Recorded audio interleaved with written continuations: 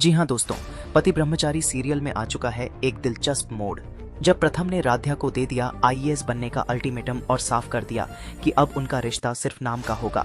जैसा कि अभी तक आप सबने देखा कि प्रथम का मानना है कि अब उनके बीच न कोई प्यार बचा है न अपनापन, और वो दोनों एक दूसरे के लिए बस बेजान फर्नीचर जैसे हैं। इसी बीच राध्या कई बार उसका ख्याल रखने की कोशिश करती है, मगर प्रथम हर बार उसे दूर रहने की चेतावनी दे देता है। यह तक कह देता है कि अब से वो उसकी कोई परवाह न करे।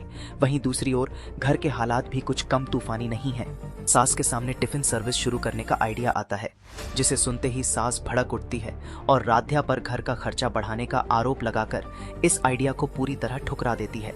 उनका मानना है कि राध्या के आने के बाद से घर में सिर्फ नुकसान और खर्चा ही बढ़ा है। ऐसे में नया काम शुरू करने का बोझ उठाना उनके लिए मुमकिन नहीं। ये बातें सुनकर घर का माहौल और भी कड़वा हो जाता है।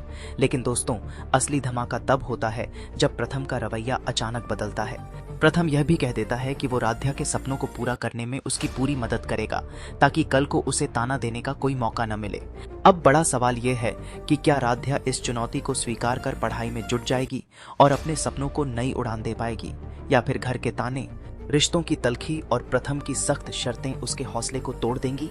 वेल दोस्तों, आने वाले एपिसोड में ये देखना बेहद दिलचस्प होगा कि ये अनोखा रिश्ता मोहब्बत में बदलता है या फिर दूरियों का फासला और बढ़ा देता है।